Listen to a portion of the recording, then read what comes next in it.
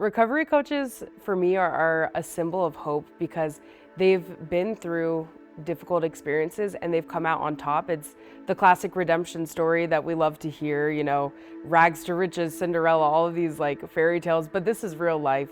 I'm in recovery from alcohol, 6.5 years, and being in recovery and helping others, there's no passion greater than that. Here I've met some of the neatest people I've ever met, and every one of them were drug addicts, alcoholics, had problems of some kind, and they are the most caring and selfless people I've ever met. Somebody that I used to work with here, I used to help here, was at the gas station, and he came up to me and gave me a hug and told me thank you for helping him, and that he had like 6 or 7 months sober. And so that's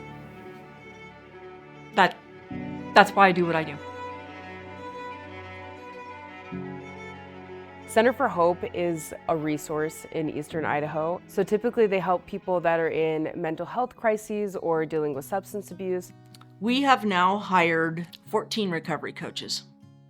All those recovery coaches have either been incarcerated, had addiction issues, or done county jail time. Later in life, I got in trouble with the law. I have been using drugs and alcohol since the 6th grade. My arrest involved either help me or kill me. I took on 4 cops, and I was just at the end of my rope. So I came into this program wanting help. For recovery coaches, they're a living testament to what a second chance is because they have started in different places. Every single one of them has a different story, but usually they come from a really low point in their lives where they were struggling and where they didn't feel they had control over maybe their choices or the situation that they were in, but they were able to come out of it. A lot of them used the resources available at Center for Hope and were able to make their lives better. Everybody has trauma and everybody's got something, and so it's like, okay, so let's start from here and let's make improvements and get better along the way. Being a felon in Idaho, everybody looks down on you. You can't get any rentals, you can't rent a place, you can't, so that's why a lot of felons are on the street. Jobs, a lot of jobs won't hire you when you're a felon. So it was really hard to get out of jail and try to get back on your feet. When they're there, our recovery coaches that are employed here at Center for Hope go over and meet them where they're at.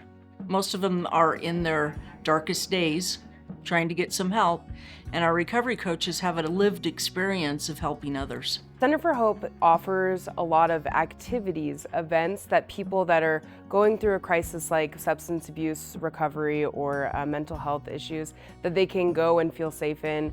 They're with a community of people that can relate to them in ways that others might not be able to. And so they have activities and events that are safe for people that are going through recovery, sober and just good for connection and having a good time.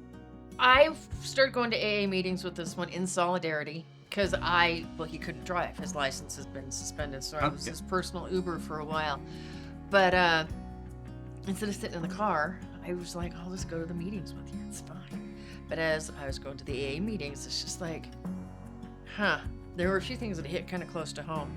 So 16 months ago, I haven't had a drink in 16 months. I think that the greatest challenge that we have is that when people aren't ready to get help,